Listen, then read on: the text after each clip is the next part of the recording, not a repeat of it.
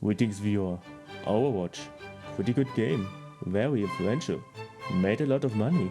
But be it games, movies, books, music and even religion, whenever something is successful, there will be copycats, rip-offs and clones that try to grip as much of the original success as possible.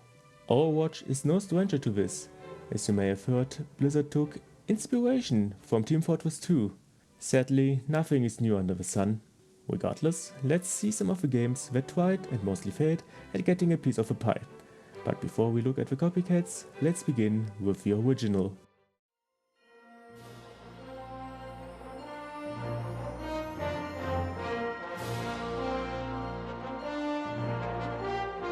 Before there was Overwatch, there was Project Titan, a new MMO developed by legendary and beloved development studio Blizzard Entertainment. Project Titan was a complete failure and got cancelled in early 2013. But its lead designer, Jeff Kaplan, of World of Warcraft fame, got another chance for a new game.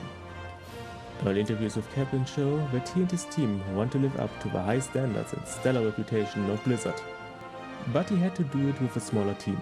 Instead of the 150 he had for Project Titan, Overwatch had 80. But it wasn't all bad. Titan was a failure, but they still had ideas and work left from it that could be used for the new project. For example, Titan had a class named Jumper.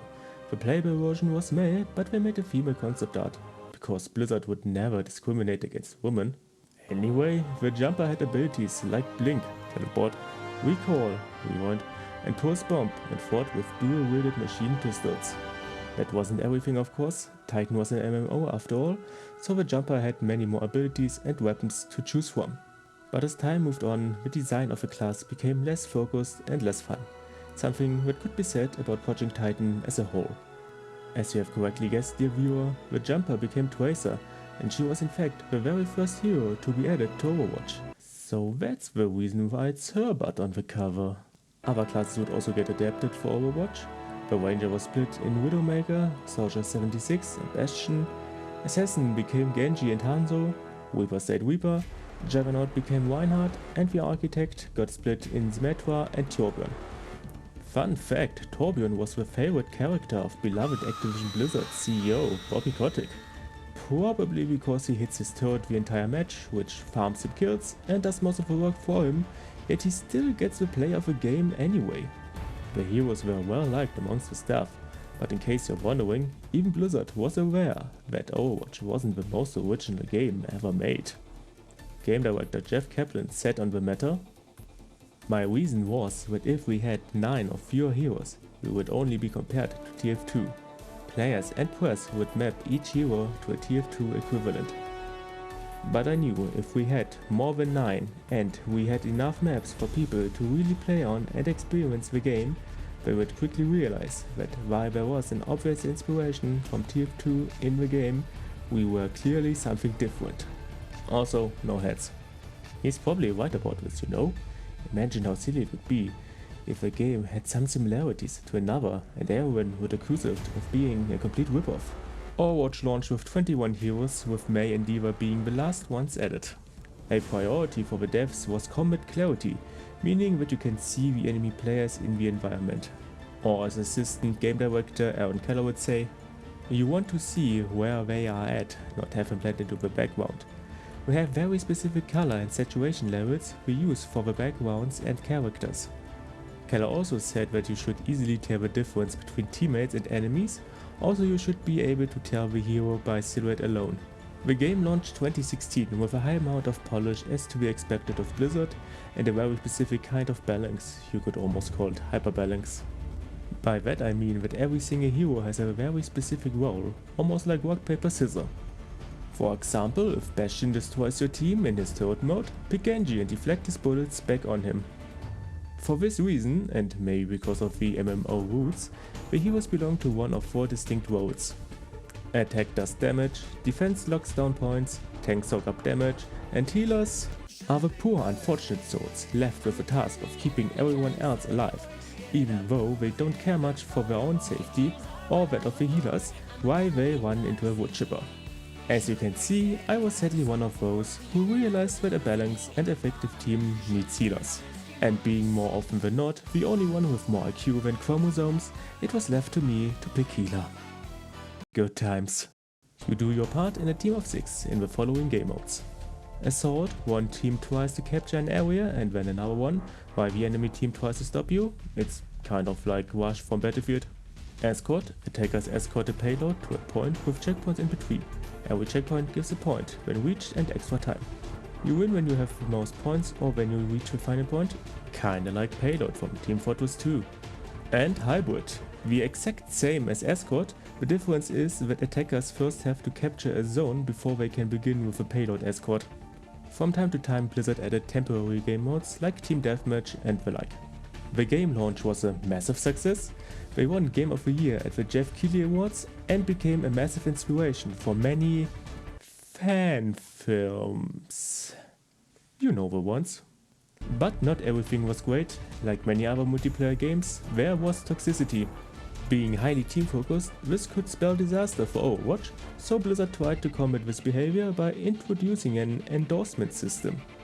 Through this, players could reward or punish their teammates accordingly, with rewards being groups of equal levels of social acceptability and more loot boxes. Yes, Overwatch is probably responsible for the widespread popularity of the loot box. It wasn't the first game with this specific kind of microtransaction, but by being in Overwatch, it was first contact for many players.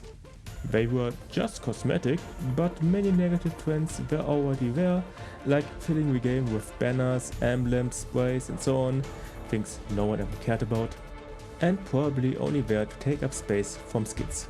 By 2019, the balance pivoted more and more to the GOATS meta, meaning free tanks and free supporters. Being offended by this, Blizzard introduced a new matchmaking system that asked you to pick your preferred role before the match and locked you in that role. By the way, this was also the time that Blizzard killed the defense role, meaning you had to choose between damage, tank and support. This also forced a strict 2-2-2 formation in matches and was supposed to improve match quality with mixed results. In between all of this, Blizzard struggled to deliver new content like heroes and maps.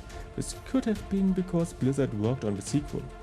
But I am certain that this would fix all the problems and would give fans the long-awaited and requested story mode, so that all these fantastic looking trailers would finally mean something. No, seriously, the cinematic trailers are above criticism. The one with Bastion makes you empathize with his camping tin can like it's the Iron Giant, and makes you shed tears of joy for when he rejects his destructive programming to be with his bird friend instead of rage, then he spawn traps you and your entire fucking team because the stupid fucking piece of shit. As we have seen, Overwatch wasn't all that original, but we still have a few points of reference to compare the coming games to Overwatch. Henceforth, every coming title shall be judged by the following. First, weapons and abilities are tied to a character. Second, character equals playstyle. Third, 2 abilities per character. Fourth, ultimate abilities. These may or may not be overpowered. Fifth, focus on team play. Sixth, objective focused game modes, i.e. killing the enemy team doesn't mean you win. And seventh, characters with unique personalities and design. The more of these points are fulfilled, the more Shameless will rip off. Now let's begin with the first game accused of ripping off Overwatch.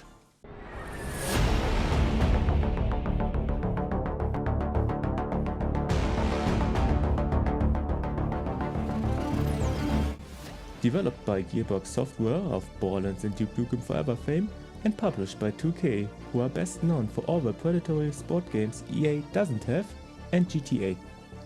The gameplay took many inspirations from MOBAs, including team bases, minions, leveling, unlocking of new skills and abilities played in 5v5 matches.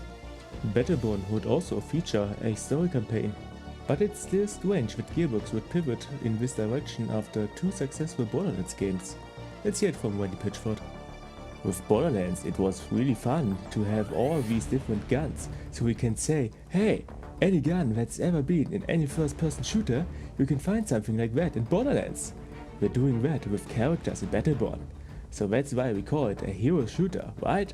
Every kind of character trope you've imagined in an FPS, we want a representation of that in Battleborn. Yes, apparently it was Wendy Pitchford who coined the term hero shooter, which is a more neutral description for most of the games in this video, but it only describes games where you play distinct characters with unique abilities, and that just isn't the subject of this video. If we would go by this definition, I could also talk about games like COD Black Ops 3 or Apex Predator, and we all know these games aren't like Overwatch at all. Who cares? Speaking of things that aren't really like Overwatch, Pitchford had this to say about his game and Overwatch.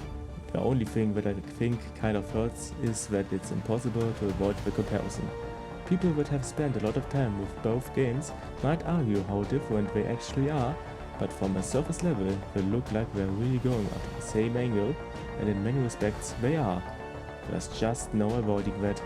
No wonder people made Overwatch comparisons at the expense of Battleborn, and even the president of a fucking dev studio thinks the games are alike. Even though they've been developed at the same time, with Battleborn being announced and released before Overwatch, and other differences in style, system, modes and meta progression. Unfortunately, I wasn't able to play this game because it's dead. Therefore, I can only analyze videos and articles about this and many other games yet to come. Anyway, let's see what the experts of different gaming outlets can tell us. The single player was repetitive and kinda boring, being that it was mostly defense missions against the same few enemy types, but you could build turrets with currency from killed enemies. There was also the expected Gearbox dialogue. Fortunately it's 2016, so it's not as bad as Borderlands 3, but it's no Tales from the Borderlands either. The story was uninteresting, there were few maps, and the first person perspective was disorientating and you didn't get enough information. There were 3 multiplayer modes. Capture was king of the hill, incursion was typical MOBA, and knockdown was escorting minions to the other side of the map to get points. Speaking of modes, there were 2 maps per mode at launch with 8 campaign missions with around 45 minutes per mission. So much content. You level up 10 times per match and better players level faster, which can lead to snowballing. Every hero has 2 main skills and 1 ultimate, and each level you choose between 2 exclusive upgrades like more damage or double jumping. There was also gear for further customization. You got this from story missions and gear packs, which weren't microtransactions, but you needed charts to activate gear, and these were dropped in matches. The heroes had different abilities and appearances, but the Borderlands 2 style writing hindered the game in developing its own identity. In the closing statements, PC Gamer states that Overwatch is more beginner friendly and instantly gratifying, and further that the split between story and multiplayer means that neither comes close to its full potential. There wasn't much content, the game was unfocused, and a noted absence of specific features like kill cam or map voting. The last one probably because there weren't many maps to begin with. The AI was described as brain dead, shooting further unsatisfying, and melee was a complete mess. All in all, very mid. After all of this, let's look at the whip-off score. Weapons and abilities are tied to a character. Check. Character equals playstyle. Check. 2 abilities per character. Check. Ultimate abilities that may or may not be overpowered. Check. Focus on teamplay. Well, this is a MOBA after all. So, yes. Objective focused main game modes, i.e. kills don't mean much for the win? Check. Unique characters with a personality? Check. Meaning we have a perfect 7 out of 7 whip-off score. I like to reiterate that both games were developed in parallel, so calling Battleborn an actual whip-off isn't very accurate or even possible. Anyway, at release 7 from 25 heroes were unlocked. If you played them one by one, you could have unlocked them all with almost no grinding. Otherwise you grind like 40 hours for your next character. Sounds riveting. One of the reasons why Overwatch was more beginner friendly, as mentioned above, is probably because of the intricacies of the gear and leveling system. Naturally, these demanded more time to master before you were truly competitive. Even though Battleborn launched before Overwatch, it was crushed when it was released, therefore in June 2016 Battleborn went free to play. But this didn't help much either, because in 2017, only 15 months after launch, Gearbox announced that there are no more updates planned. And in January 2021, the servers were finally shut down. Why did Battleborn fail? The ever-reliable Kotaku blamed the Overwatch hype and the $60 price tag for a MOBA, while Dota and League are both free. true, but the split in focus between solo co-op tower defense in the campaign and the MOBA aspirations for the multiplayer crippled the chances of either to stand out or to fire on all cylinders. Also, if you want co-op shooting, play Left 4 Dead. If you want hero shooting, play Overwatch. If you want MOBA, play Dota or League. Either way, there are alternatives that play mostly the same, play better, have more content, and are cheaper or even completely free. Focusing on one aspect like these games did was probably the better call. Lastly, a little side tangent, all reviews only said that both Incursion and Meltdown are MOBA-like, or that Meltdown is more focused on minions, even though that's not true. Thanks to this video, I figured out that Meltdown doesn't have towers or bases, which are essential for MOBAs. Also, at that point in the video, the creator does this. Looks like first-person shooter and MOBA aren't a great combination to begin with. Who knows. Enough about MOBAs, let's see another early Overwatch competitor.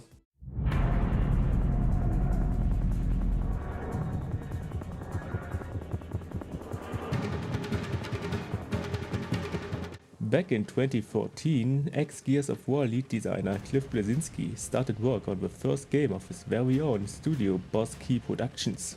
On the 26th of August 2015, LawBreakers was announced as a 5v5 game with focus on characters and published by Nexon, known for many Korean free-to-play games. Therefore, LawBreakers was supposed to be a free-to-play title as well. This was however dropped in March 2016, but it wouldn't cost $60. Bleszinski had the following to say on the matter: "Being constantly compared to the current slew of colorful shooters on the market made us realize we needed to stand out from the crowd. We decided to take a step back and explore how we could dial up the maturity in LawBreakers, going back to our original vision. The new look and feel embraces the innovative and the vertical nature of our game, elevated by violence, intensity, and competition. Instead, LawBreakers would cost $30. None of this $60 multiplayer only bullshit," said Bleszinski. I wonder which game he could mean by this. LawBreaker features the following game modes. Overcharge. Teams try to capture a battery in the middle of a map and bring it back to their base, where they need to defend it until fully charged, plus an additional 20 seconds to score, with a twist that the battery would keep its charge, meaning last second comebacks and wins were possible, i.e. a CTF variation. Uplink, like Overcharge, but with a small satellite dish instead of a battery, and the progress is saved at your base so you can continue after you recapture the dish. Turf War, capture 3 points on the map, but after holding all 3 for a time, they go neutral. So, King of the Hill. Blitzball, pick up a ball in the center of the map, get 30 seconds to run to the goal inside the enemy base to score. After 30 seconds, the ball explodes, killing you. Occupy, King of the Hill, but the zone teleports after some time. Team Deathmatch. Exactly what it says on the tin. Interestingly enough, this is the first and only game in this video that has 2 factions for teams, the Law and the Breakers. I see what we did there. The teams featured roles like the fast and agile assassin, slow and tanky juggernaut, or the battle medic. LawBreakers aimed for the old school arena shooter crowd, and not new players. This sounds like a risky move.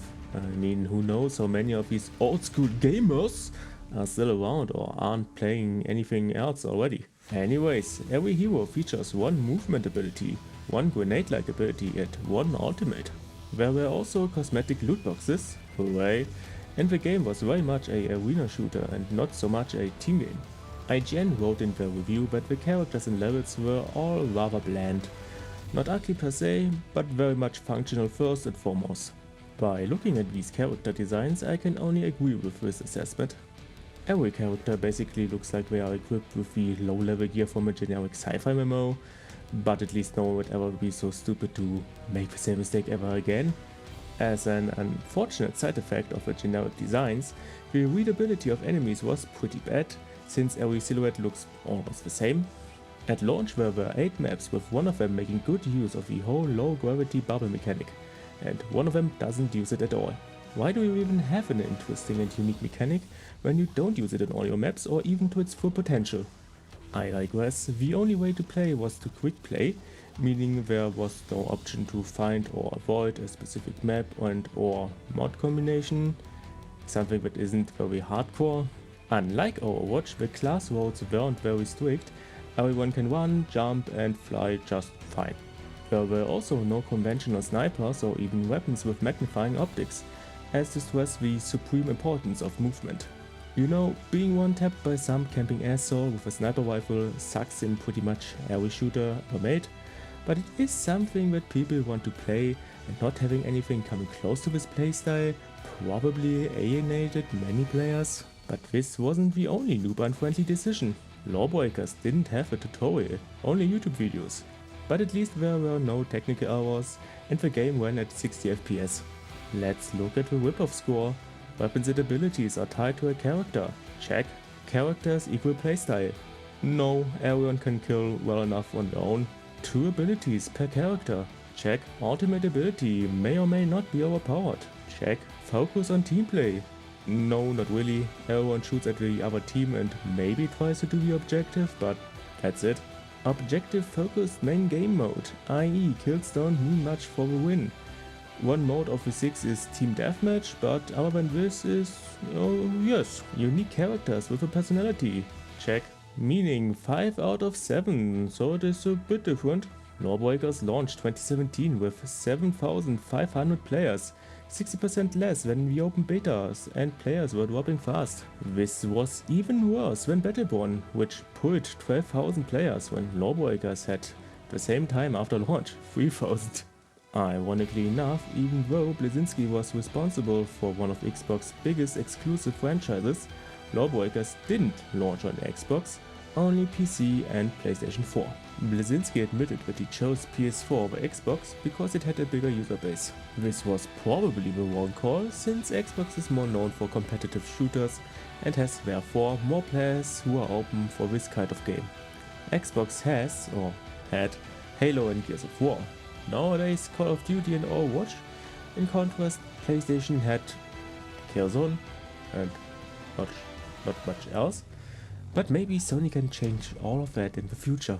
By April 2018, Boski admitted that it's not going well over there, and by July 2018, Boski Production announced that the studio is closing down and LawBreakers will be dead by September of the same year, but until then the game is free to play. But LawBreakers wasn't the only game released by Boski. In April 2018 they released Radical Heights in what they themselves called Extreme Early Access. Radical!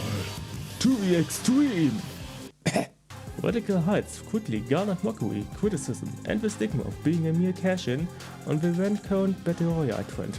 But it's not all doom and gloom.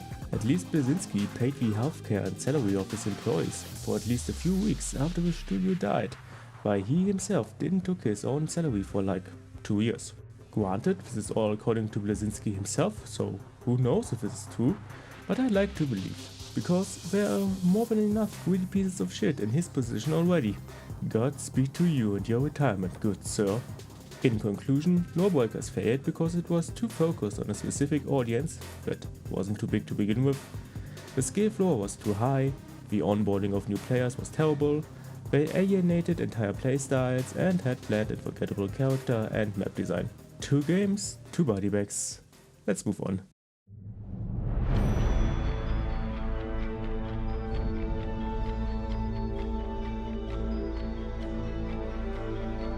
Released on May 8th, 2018, developed and published by Hi-West Studios, a company with a reputation. Beforehand they released Global Agenda, Tribe's Ascent and Smite. Interestingly enough, Paladins has many similarities with Overwatch which you probably wouldn't expect. Like Overwatch, Paladin has MMO roots, in this case the aforementioned Global Agenda, a third-person shooter MMO with PvP focus. In the original announcement it was stated that the game would have skill-based and class-based combat with heavy progression elements like Global Agenda. Oh, and in case you're wondering, yes, Global Agenda did eventually fail. According to Hi-West co-founder and COO Todd Harris, the reason for Global Agenda's failure was that it had too many features and game modes for the devs to maintain them all, and Hi-West was starting to lose money. What a shame. After neglecting global agenda and losing a lot of players because of this, Highway's plan was to essentially remake global agenda with a focus on PvP and using knowledge from the previous title. Paladins development started in 2012. When Overwatch was announced, they tried to change their own game, but testing showed that the original direction was way more popular, so they stayed the course. Like Overwatch again, they used classes and abilities from their failed MMO, also Smite, but incorporated features from Overwatch like kill cam and lag compensation. COO Harris also stresses that it was impossible for a small studio like Harris to copy Blizzard's work in about a year. He also points out that all hero shooters took heavy inspiration from Team Fortress 2, and many abilities in Overwatch are very similar to global agendas. Seems like someone is very self-conscious. Anyway, Paladins is played in teams of 5 in 4 modes. Siege. Capture the point in the middle of the map, then push the payload to the enemy base, i.e. hybrid from Overwatch. Onslaught. Hold a spot and score points by holding and killing enemies, i.e. Conquest from Battlefield. Choose any, team deathmatch. Mostly what you think, but unlike the other modes, here you can choose a hero even when another teammate already picked them. Ranked. It's Siege again, but at the beginning each team can pick 3 heroes to ban them from use to either team.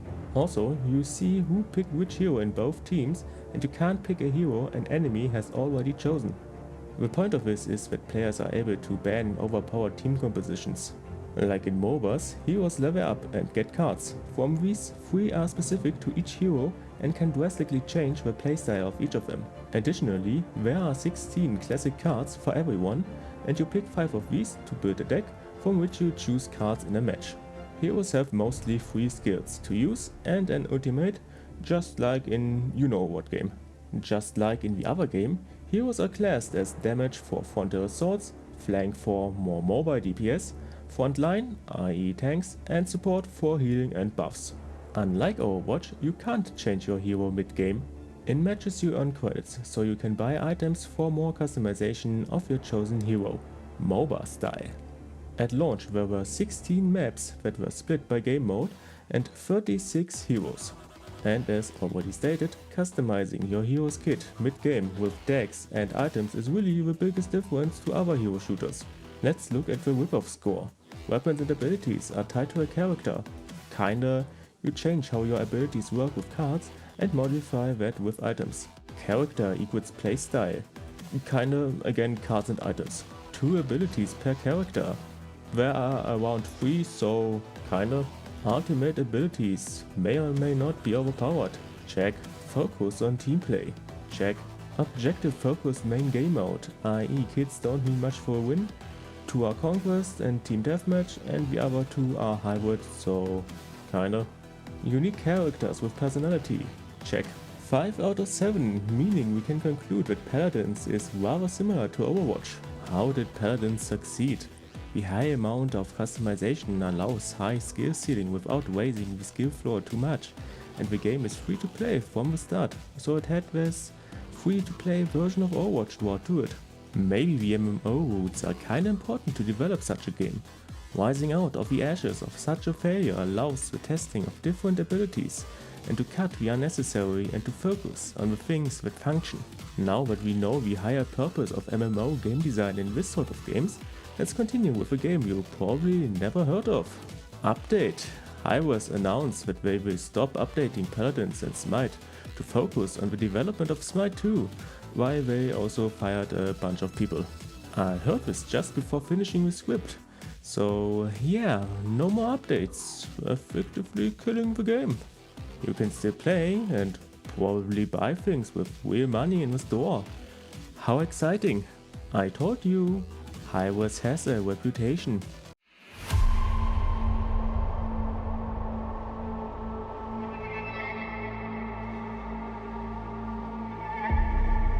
Bleeding what? Bleeding Edge, the newest and most advanced part or position as... sorry, that was the literal definition of the term. Excuse me. Alright, here we have it. Bleeding Edge, developed by Ninja Theory of DMC, Devil May Cry and Hellblade fame, and published by Microsoft. You know, the monolithic megacorp, which has an almost complete monopoly on operating systems, but was somehow still incompetent enough to completely fail the console war. Yeah, good times. Most of you probably never heard of this game, even though it only released 2020. Yet we are going to talk about it. Let's see, what do we have here? Oh, oh no. Oh yeah, that's terrible. Okay, let's focus on the art style. Ninja Theory was inspired by Ghost in the Shell, Akira and other 90s anime, but unlike these, they went with a fun, light-hearted style. But wait, there's more. Let's hear it from people who should know it. We had this idea of kind of this lady or someone on a wheel. Initially I was like, let's do a biker. But I really didn't want it to be like what you see in kind of stylized illustration, where you know the female has this kind of like unachievable physique. That was kind of a start. We knew we had something with Buttercup because the team would kind of rally and be like, oh, she can do this, we can do this, and so on. And as soon as you get to that, it basically doesn't shut up. She became this pillar we could hold the other characters up to, see if they fit in this world. She does look sturdy enough to be a pillar, doesn't she? This interview was terrible. This sounds like a horrible idea. We start to put some funk in it because this game is a very positive attitude. These people are not fighting because they are enemies, they are friends. They just love to fight. Just to make it clear, this is a competitive multiplayer game. Besides Steam, Bleeding Edge is also available on Game Pass, which will most definitely give us a huge player base. Of course. Okay, enough of this. Let's talk about how you play with Dumpster Fire. Bleeding Edge is a 4v4 objective-focused melee brawler. We got 11 heroes at launch, split in the now familiar categories of DPS, tank and healer, and they have 3 abilities and can choose between 2 ultimates. You can also equip up to 3 modification chips that change stats or abilities, like more health, less cooldown for specific abilities, and so on and so forth. The whole 2 game modes are Control, the king of the hill essentially, and Power Collection. Destroy canisters to collect power cells. You bring these to touchdown points to score. Cells fall down when you die and you can be collected by everyone else. i.e. capture the flag variation, kinda like Blitzball from LawBreakers. Do you still remember LawBreakers? Sadly, fighting kinda sucks, because of camera issues. If you use the lock on, you can't see shit in corners when multiple enemies gang up on you. Without it, you constantly need to readjust the camera while everyone else zips around you while they attack you. Winning and losing also greatly depends on team composition, i.e. no healers almost always means losing. Oh, and there is no world queue. 4v4 also means that every single member of the team needs to pull their own weight or the game is over.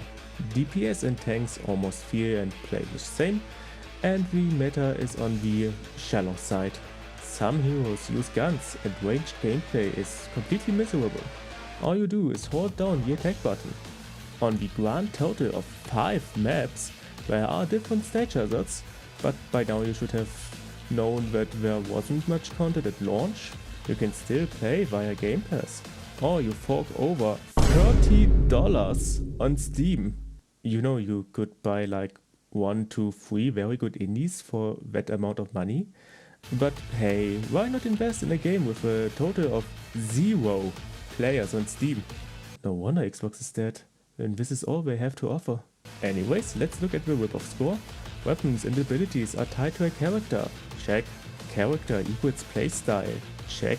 2 abilities per character. There are around 3, so kinda. Ultimate abilities may or may not be overpowered. Check. Focus on team play. Check. Objective focused main game mode, i.e. kills don't mean much for a win. Check. Unique characters with a personality. Check. 6.5 out of 7, so almost a carbon copy of the 2 core elements of Overwatch. In conclusion, Bleeding Edge failed because of a lack of content, small team sizes that demand perfect team play that never happens with strangers, meh melee fights, and shit ranged. The Tumblr-approved character design probably didn't help either, being a mixed bag of some appealing designs, some not, but very much pretty strange and not really gelling with the whole cyberpunk setting. Cyberpunk is dark and miserable. Bleeding Edge is bright and upbeat. Not a synchronizing combination of art style and general tone, but at least we can hope that no other console manufacturer will ever release a game with similar or worse art design for the same $30 price point ever again. Right?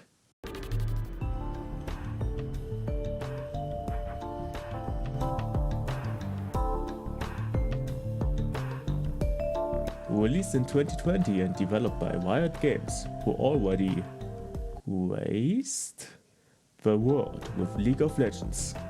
Valorant's inception comes down to, what if Counter-Strike had live service elements?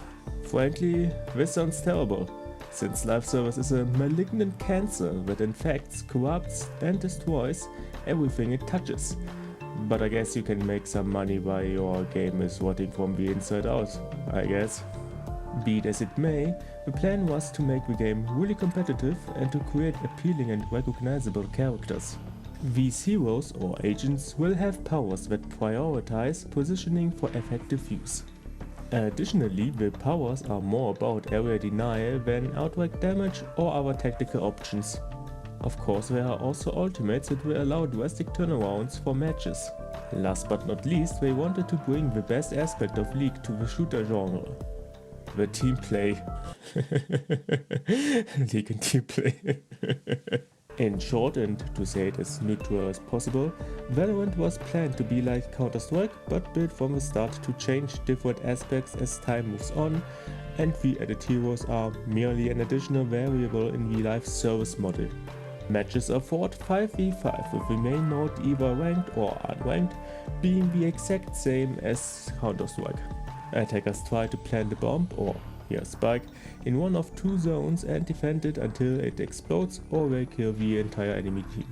Defenders try to stop the attackers by either letting the time run out or killing the entire enemy team.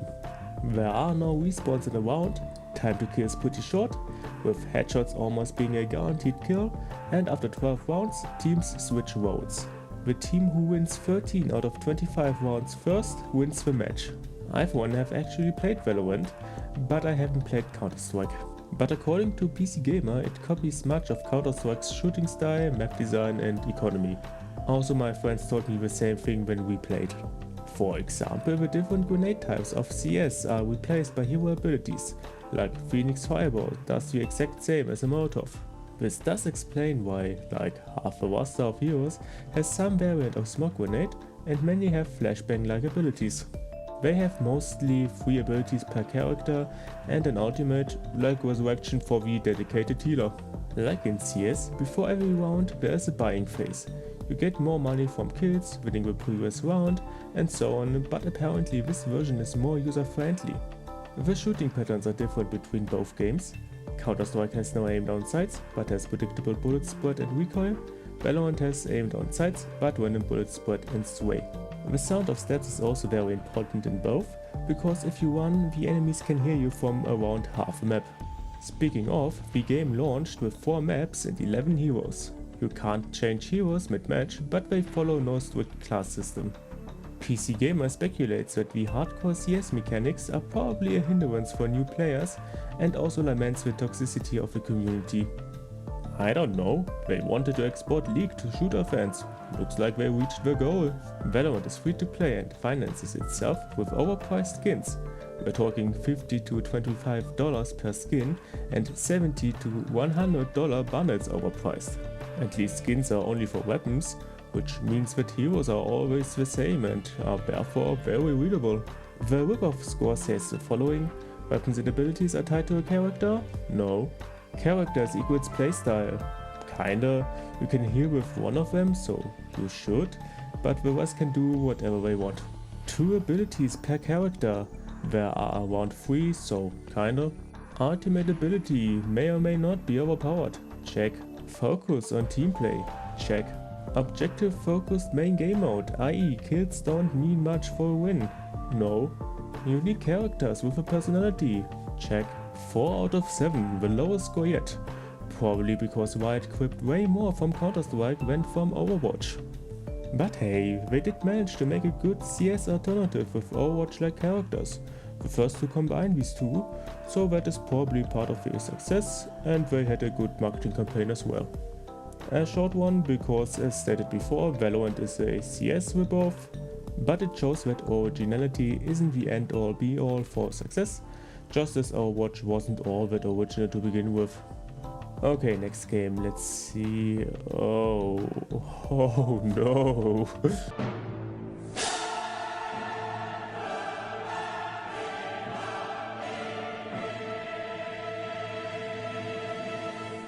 I am truly saddened to inform you, my dear viewer, that Blizzard is dead and gone. Their skin is draped over the godless abomination known as Activision Blizzard. I don't even know why I said the last part. I never had any attachment to Blizzard, but I always despised Activision. Anyway, back on track. Overwatch 2 was announced by Jeff Kaplan on BlizzCon 2019, the one after... Do you guys not have phones? Yeah, you guys all have phones, right? Yeah, that one. Jeff announced many features Overwatch fans were asking for, like a new PvP mode named Push, new maps and new heroes. The star of the show was the brand new PvE story mode with hero missions, co-op and skill trees for characters, and PvE would even feature variations of hero kits that would be unfair in PvP. Needless to say, the fans were very hyped. Finally, all these beautiful cinematic trailers would lead to something, and people get to know more about their favorite characters, besides what they saw in fan movie projects. In an PC Gamer interview, Kaplan stated that Push will be 6v6, and he said the following: "So what we are hoping to do with Overwatch 2 is really redefine what a sequel means." Sadly, development of a sequel took a while, and this had effects on Overwatch. As stated before, the live service aspect of Overwatch 1 left much to be desired, like long gaps between updates and recycling of seasonal events. According to Kaplan himself, this was indeed due to the development of the sequel. Apparently, the small indie team over at Activision Blizzard didn't have the resources to support one of their most successful games and its sequel at the same time. Who knew? Kaplan insists, however, that Overwatch 1's current state is not a slow death but a temporary stasis. Overwatch 1 and 2 will be updated with new maps and heroes at the same time, and when Overwatch 2 goes live, Overwatch 1 will also receive all of its graphical improvements. There will be a point where the clients merge. We think this is important, especially as a competitive experience. The whole idea is to avoid fragmenting the player base and giving anybody a competitive advantage. If we are playing in the same competitive pool, you better not have a better frame rate just because you're on a different version of the engine. Does this mean the original plan was to keep Overwatch 1 and 2 both up separately and update both with new maps and assets but keep hero balance separated? Except for sequel heroes in Overwatch 1 obviously, and play together and against each other either way, even though Overwatch 1 heroes would need to be balanced to the sequel heroes but stay the same in 1, but 2 heroes are in 1 and have no 1 balance state, so they must be balanced back to 1, but 1 heroes and 2 are balanced to... This doesn't make any sense, and moreover, why even bother with this in the first place? Seems like Blizzard came to the same conclusion because later they announced that the sequel would replace the original, meaning Overwatch 1 would cease to be, but players would keep their unlocks for the sequel. This change could have happened because Jeff Kaplan left Blizzard in 2021, and Aaron Keller, former assistant game director, assumed his position. Jeff wasn't the only prominent team member who left Blizzard. Lead hero designer Geoff Goodman left the company in 2022. He worked on Project Titan and all heroes of Overwatch 1 and the first ones for the sequel. Blizzard lost many of its high-ranking personnel in 2021 and 2022.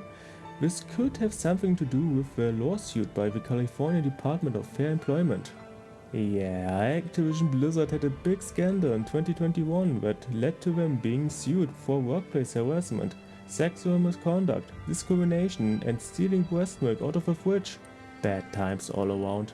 New game director Aaron Keller, for his part, also spoke on the difficulties of a team to constantly update the original game. Luckily, they worked out a plan on how to deliver constant updates for Overwatch 2. This plan called for the decoupling of PvP from PvE so that PvP can start sooner. Overwatch 2 was announced to launch as a free-to-play game in quote-unquote early access with 2 new maps, reworks for old heroes, 2 new heroes, and push as a new PvP mode. PvE was still under development, you see, and would surely launch when it was ready, but the launch had its own problems. Mostly because players needed to register their phone number to play Overwatch 2. According to Activision Blizzard, they were able to more effectively ban toxic players through this because they can only have so many phone numbers. Or Activision sold your number to shady companies which would then spam you with all kinds of calls. Unfortunately, prepaid phone numbers didn't work, i.e. if you are too poor, you can't play. A smart idea, to be honest. They later dropped the SMS protection, but only for Overwatch 1 owners. Not that they actually owned Overwatch 1 anymore, because just like Warcraft 3 Reforged, Overwatch 2 deleted your Overwatch 1 copy. But hey, that's not that bad, right? I mean, they kept all the things people liked about the original, right?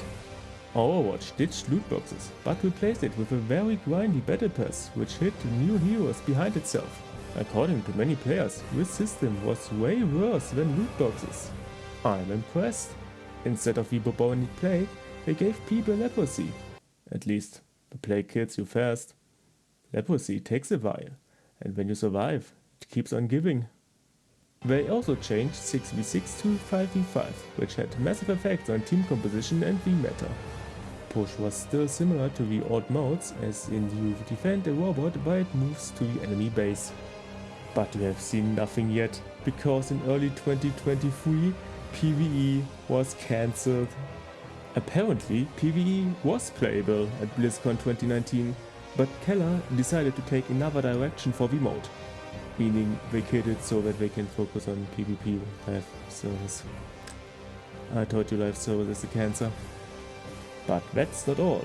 They actually had the goal to sell bits and pieces of the PvE back to the players.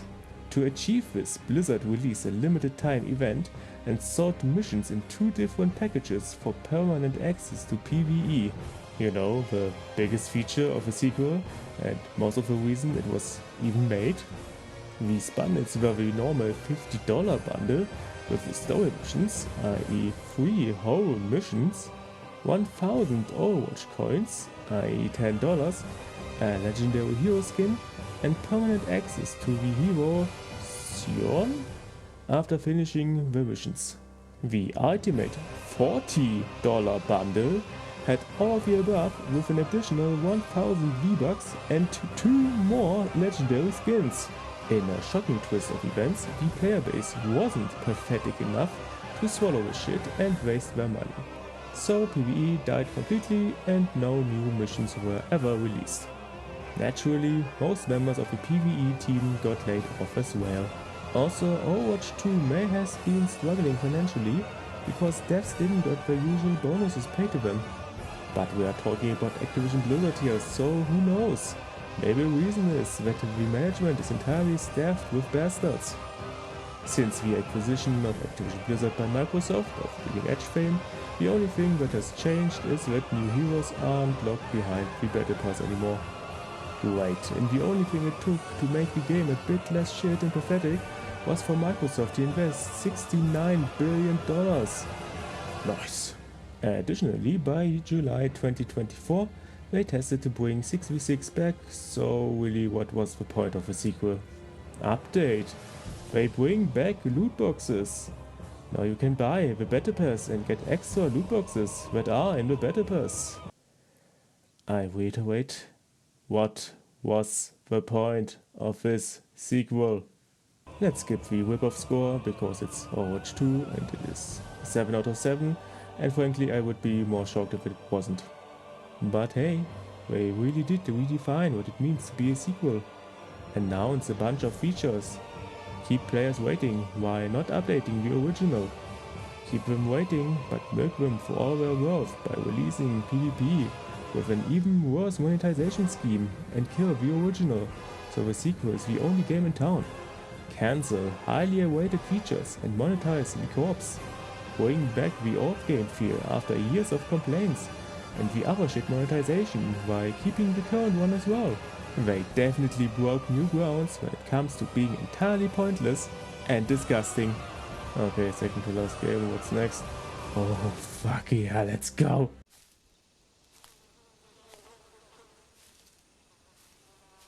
That is one big pile of shit. Talking about Concord in current year. How cringe. I mean, you can't even call it beating a dead horse anymore. The horse is long gone, and here I am, stamping on the atoms. But I think I can add something new to the conversation. Let's grind down the atoms until the very sparks cry for mercy. 2023. Sony acquires Firework Studios, all in an effort to support their brilliant plan to have 12 live service games by 2026. One of these obviously becoming assured mega hit Concord, and the other Destiny from Bungie, with Sony acquiring them in 2022 for $3.6 billion. Ah, my nemesis Destiny. By the way, Sony never stated how much this costed them. I assume they thought it was worth every penny, but we will get back to this later. Also, 12 live service games? How stupid are you?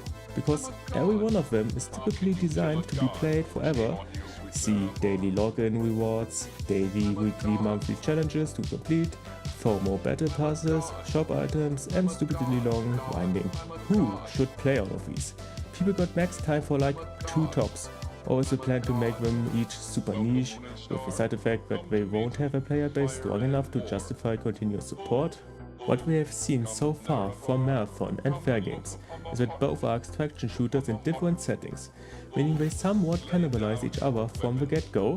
Also, isn't it super difficult and expensive to run all of this? People who casually play for like the campaign or something won't stick around and aren't even a source of income. Only the ones who play like 50 hours for free are up to pay for overpriced cosmetics anyway. As I have seen from my friends, they bought Valorant skins in case of wondering. I digress. Let's hear some words from one of the masterminds behind Sony's live service push, Herman Hartz, head of PlayStation Studios. We continue to be impressed by the team's ambition to build a modern multiplayer game that connects players in new and innovative ways. I think fans will be very pleased when they see what Firework has in store for them. Wow, so specific. No, bit generic. Firework was led by Tony Hsu, General Manager and Senior Vice President of Destiny back at Activision, and Ryan Ellis, Creative Director at Bungie. I see. Former high-ranking overseers of the labor camps. Concord was officially announced on the 24th of May 2023 on the PlayStation Showcase 2023 and was slated for a 2024 release and dev. But let's hear some words from the talent behind Concord. Here's Ryan Ellis. Concord is a bringing together of peoples. It's the power of games to build connections and inspire social play. The Firework team is driven by the type of exciting, unexpected moments and shared experiences that multiplayer games create. Every time you log on is the beginning of a new adventure, and every match is an opportunity for a new story. It's these ideals that define Concord, its unique universe of vibrant worlds and its rich cast of colorful characters. Wow, the soulless corporate marketing speak is getting me really excited right now. With the first gameplay trailer came new information, like the game will be a 5v5 FPS with 16 heroes or freegunners. Also, personally, I thought the shown gameplay partially looked exactly like Valorant, like the woman in the black poncho throws fireballs with the same qualities as Phoenix, throws fire wards like Phoenix, and flashbang boards like Phoenix. What I try to say is that she is basically Phoenix. The characters seen also look very derivative of other known characters, like Not Yandu and Not Draxia. or they look like background extras from a generic 80s, 90s sci-fi anime which tries to copy the style from Cowboy Bebop and Akira. Jeez, where did I heard that before? I wonder. Anyway, Kotaku wrote the following. The roster will grow over time, and Firework is promising regular free post-launch updates to add new characters, maps, modes, cinematic vignettes, and other additions. As for what the larger story surrounding the Freegunners and their home in the Concord galaxy, the studio isn't tipping its hand yet. Players will apparently learn more on a weekly basis as new cinematics build on the world and its lore. It seemed vaguely retro-futurist, hinting at a colorful optimism more in line with Overwatch than Call of Duty. Yeah, as we all know, Call of Duty is still very dark and serious. Concord's pre-order beta lasted from the 12th of July to the 14th and the open beta started on the 18th. The pre-order beta peaked at 1,100 players on Steam, while open beta put 2,388. This sounds bad, but the sages at Push Square shared some wisdom. However, while there's no denying that the Steam numbers are somewhat concerning, we do think detractors are jumping the gun. After all, we don't know how well the early access beta performed on PS5, and there's the simple fact that getting into said beta required a pre-order on the platform of your choice. As such, this open beta should be a much better indicator of the title's eventual popularity. All eyes will be on the player count over the next few days then. Well, I already spoiled the final player numbers. Oops. Also, Concord will be $40. Like almost all of you, I didn't get the chance to experience Concord for myself. So let's see what the experts have to say. Concord launched with the following modes. Team Deathmatch, what you think it is. Trophy Hunt, i.e. kill confirmed. Clash Point, i.e. zone control. Signal Hunt, i.e. kill off the hill. Nothing original so far. Weapons are part of their hero's kit, and they have 2 abilities per character. Rivalry, the ranked mode, has original ideas. After each round you can't play the same hero again, and you must play another or use a variant of the same one. These variants have different stats and abilities to each other, like you can reload while you dodge or you carry more ammo. The deep and fascinating lore was presented by the Galactic Guide, a map with notes that dump the entirety of the lore on you. Think a worse version of the Codex back when BioWare made good games. Also, why should anyone care about this again? Concord launched with 12 maps and a cosmetic shop was planned after launch. Good luck. PC Gamer had a funny review. They described the game feel as a worse feeling Destiny PvP with a high time to kill incentivizing players to gang up on single targets. Even straight up DPS took a damn long time to kill a single target. Combined with the slow movement speed and no ultimates, the game felt pretty bad. Most of Concord's matches devolved into 2 giant mobs of Battleborn washouts waddling around huge empty maps, slowly chipping away at each other. Nice one. The writing is on the level of a bad Marvel movie, i.e. most of post-endgame. The characters are cringe, and their abilities unwieldy and kinda pointless. One final banger from PC Gamer. I've never in my life played a game where a week inside the launch window, games are being won and lost because players seem to be getting depressed mid-match and quitting. Savage, truly. Nova Smith puts the gamer in PC Gamer. The Freegunners are all part of too many different classes, all with stupid names, but at least they give different buffs. The aforementioned rivalry mode is in fact 2 different game modes, Cargo 1, i.e. Counter-Strike, and Clash Point, where you either control a zone or kill the enemy team. So Counter-Strike, but without the bomb. How original. Games Radar pointed out that you keep the buffs of each class after you changed hero, meaning frequent hero changing is incentivized. Doesn't this make every hero more interchangeable and also hinders the learning of the ins and outs of each of them? On a whole, every review stated that Concord and its maps play fine. Perfectly fine, i.e. functionally, but highly bland and unexciting, like focus group tested so often that there is nothing left that even hints at a soul, because that could diverge from the norm. The rip-off score says the following: weapons and abilities are tied to a character. Check. Character equals playstyle. Check. 2 abilities per character. Check. Ultimate ability. No. Focus on team play. Check. Objective focused main game mode, i.e. kills don't mean much for the win. About half of the time, so kinda. Unique characters with a personality. Check. I never said anything about good looking. 5.5 out of 7. Highly derivative.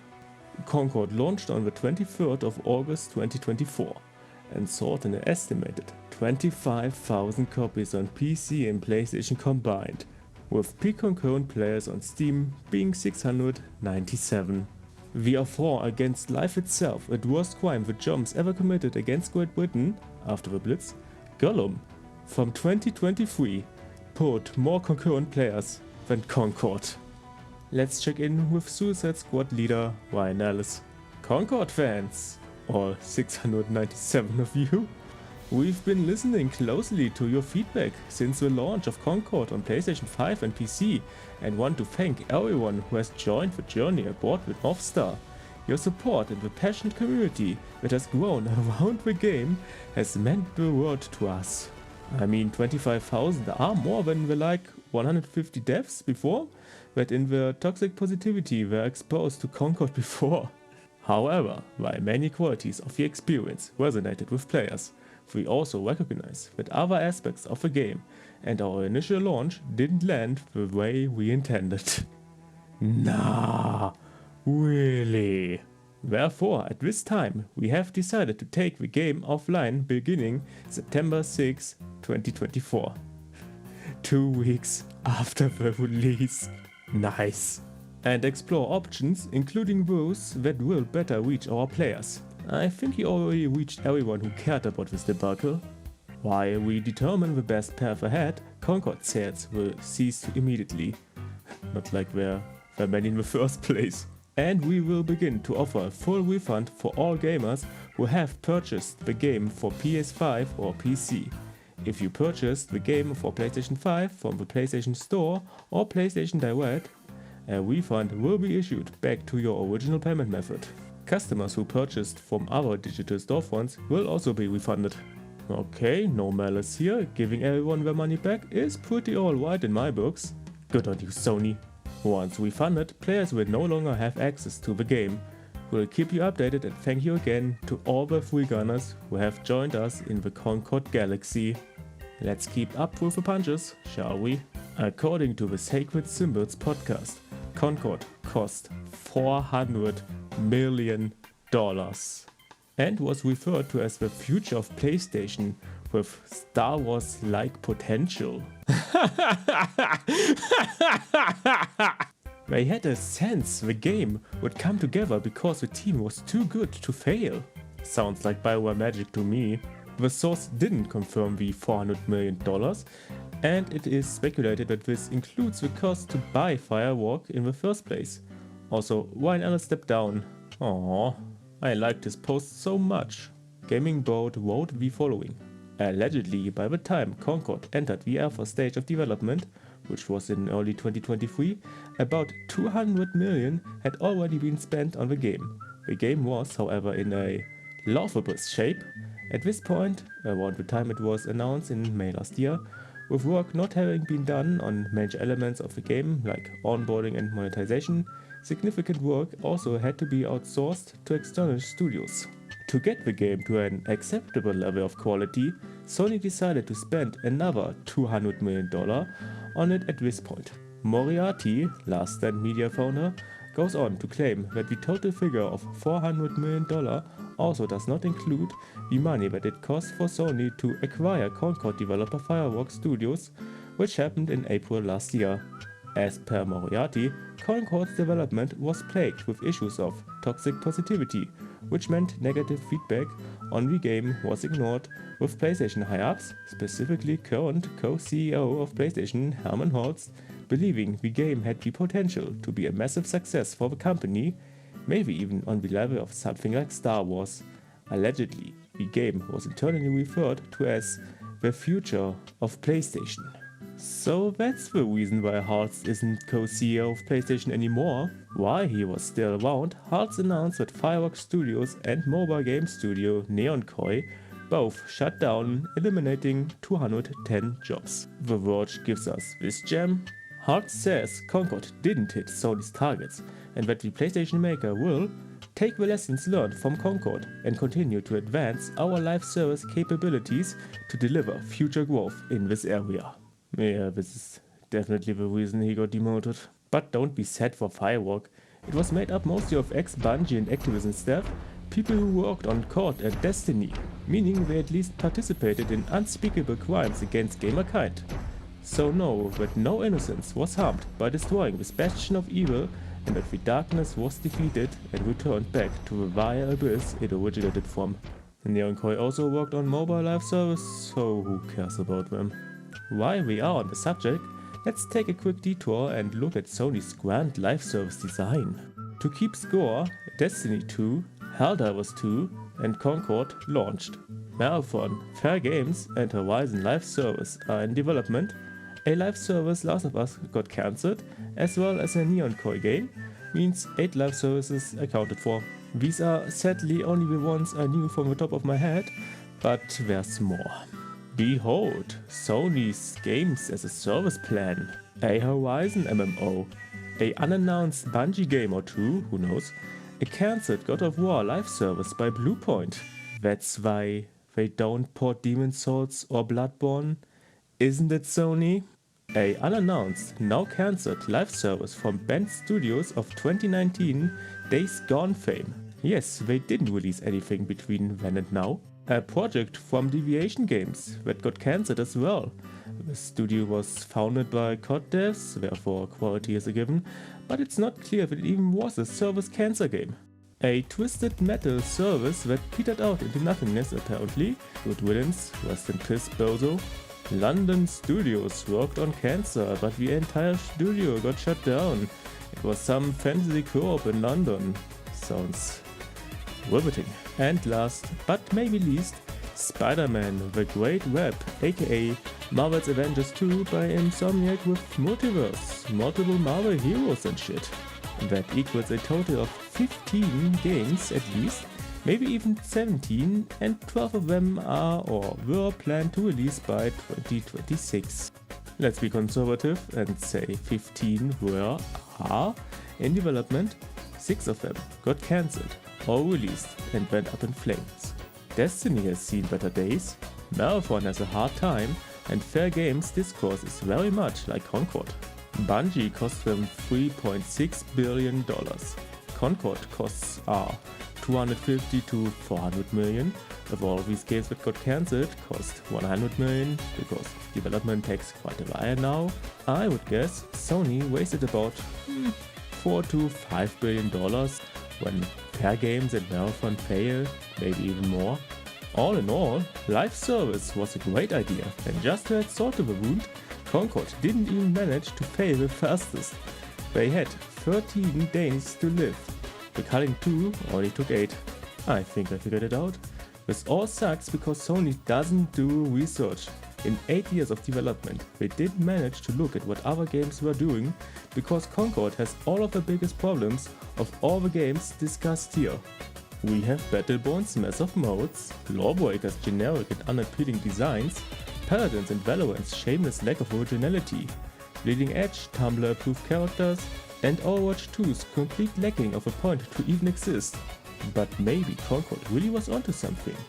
Just as Battlefield 2042 beat the cheaters by making the game so shit that even these cretins won't play it, Concord beat the gamers by making characters so unappealing that even the most degenerate wouldn't fap to them.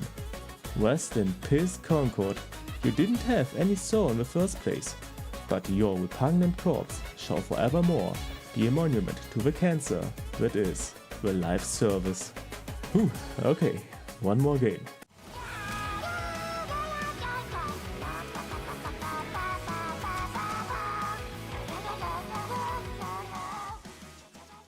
Announced 2024 as a 6v6 hero shooter with 18 characters at launch. Violet is developed by NetEase, mostly known for mobile games, and apparently it's very story focused. I didn't have the impression when I played, but if you say so. In case you're wondering, the plot is basically that Dr. Doom fights Dr. Doom 2099. This makes the timeline pretty fucky, and now heroes and villains must fight together and against each other in many different dimensions and timelines. Every character also gets their own biography for more lore. Unlike most games discussed here, the exception is Bleeding Edge, Violet is played in third person and also features destructible environments. Destruction isn't on the same level as Battlefield though. For the character designs, the devs combined western comic and eastern anime styles together for fresh takes on these well-known characters. Now for something original. Violet features team-up moves for specific characters that buff these heroes or give them unique moves or effects. For example, Rocket Raccoon jumps on the back of Groot to receive less damage and give Groot more health. Last but not least, the developers said that the focus is mostly on making matches fun, meaning balance wasn't a priority. Before we continue, let me state the following. At time of writing, Marvel Rivals is very successful and pretty fun. But let's look at the rip-off score. Weapons and abilities are tied to a character. Check. Character equals playstyle. Check. 2 abilities per character. Check. Ultimate abilities. Check. Focus on team play. Check. Objective focused main game mode, i.e. kills don't mean much for a win. Check. Unique characters with a personality. Check. 7 out of 7, a complete copy in all the points that actually matter. But as mentioned before, your game doesn't have to be innovative, it just needs to be good, and Violet does accomplish that. The funny thing is that all the reviews criticize Violet for being an Overwatch clone, but they never really did this with any of the other games highlighted in this video. Seriously, even Paladins only got a mention that they quip from Blizzard, while Violet gets it pretty regularly. Maybe it's because games media thinks it's the only real objective criticism to level against Violet. Or is it part of a great conspiracy of games journalists were right? Who knows. IGN begins with all the aspects Violet rips off from Overwatch. It's 6v6, it's 33 launch heroes found with typical classes, Vanguard is tank, Duelist is damage, and Strategist is support. Violet's game modes are payload and zone control, the 8 launch maps are split between modes, a battle pass, and skin shop with skins that cost up to $15. That sucks, but have you seen that Malice skin? Games Radar is mostly about how Violet is a blatant clone, but they do give credit and high praise for the original hero kits like Loki. And PC Gamer only adds that the game has different balance issues. But no one cares, as Violet's concurrent player numbers since release are well in the 100,000. Impressive, that's like 133 times the numbers of Concord on a bad day.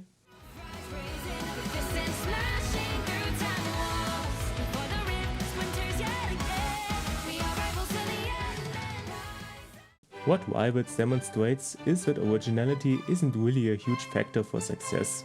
Overwatch also took many things from Team Fortress, as did Valorant from Counter-Strike. What these 3 show is that you really only need to make a good first impression and then deliver a good early adopter experience for everyone who does pick up your game. Also have something the other, probably more established and entrenched games don't have. Valorant is Counter-Strike, but with Overwatch characters, but it still mostly functions like Counter-Strike. Marvel Rivals has the Marvel license and allows you to play a big roster of many different heroes and villains. A license shouldn't mean you have an automatic win there. The MCU isn't doing so hot ever since Thanos got snapped to dust. Marvel's Avengers, Guardians of the Galaxies and Midnight Suns didn't do so well either.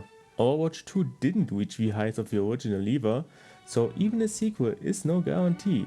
Your game must stand on its own legs or it's going to fall. Also, even when you do manage to find success, you must keep it up. Back on 7th gen, you could release something, support it for a year, and then release the sequel and everyone would migrate over or get ostracized at school. Now you need to keep up frequent support or people think your game is dying, leave, lowering player counts so you invest less, making more people quit, and so on until your game is actually dead. Many reviews talked about the fact that no one played Concord. No one wants to waste money on a dead game, meaning Concord could have had more players if reviews didn't address that point, but thankfully they did. So, in conclusion, make a good game, start a good marketing campaign, deliver good updates frequently, and don't go overboard with monetization, so your game doesn't die in under a year, loses millions of dollars for your company, kills your credibility and your career. Easy!